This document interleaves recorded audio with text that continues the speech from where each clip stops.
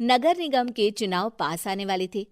पूरे कानपुर शहर में टिकट को लेकर मारामारी शुरू थी, लेकिन सबसे ज्यादा चर्चा में वार्ड नंबर 40 की सीट थी।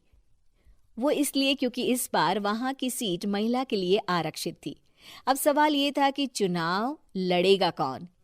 इससे पहले ठाकुर साहब वहां से पार्षद थे और इस बार उन्होंने अपनी पत्नी सीमा ठाकुर को टिकट दिलवाई और ठाकुर साहब की शान के कारण सीमा जी ने 20,000 वोटों से चुनाव जीत लिया।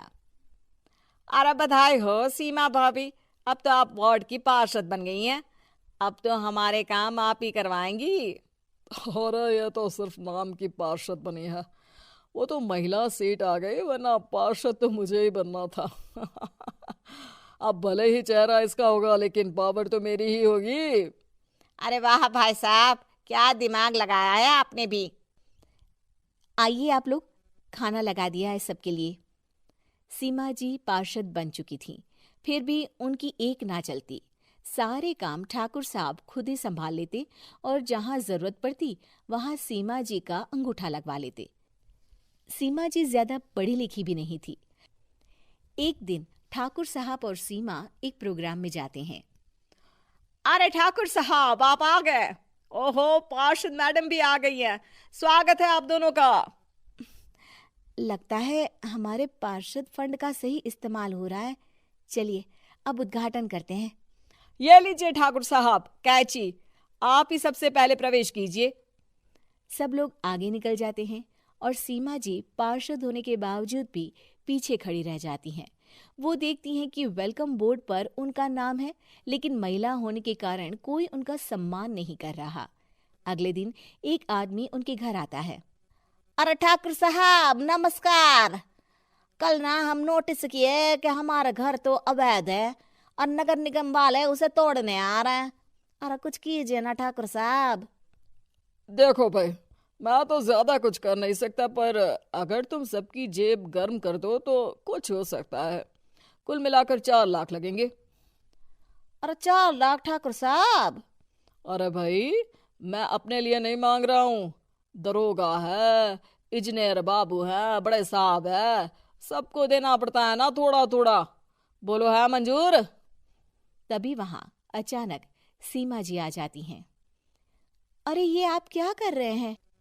पहले इन्हीं लोगों से तो आपने वोट मांगे, अब इनसे ही पैसे ले रहे हो।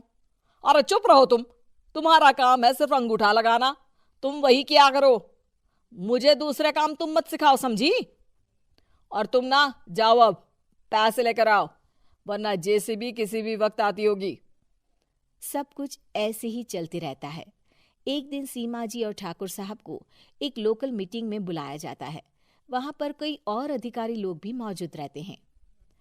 अब मैं चाहूंगा कि ठाकुर साहब हमारे बीच 2 शब्द कहें। मेरे प्यारे भाइयों और बहनों, आज मेरा सौभाग्य है कि मैं आप सबकी सेवा दिन रात कर पा रहा हूं।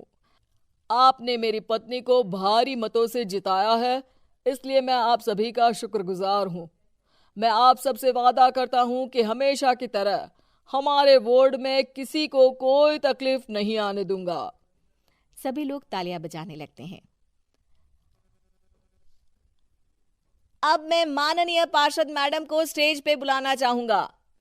अपने नाम को बुलाया सुनकर सीमा जी एकदम चौंक जाती है।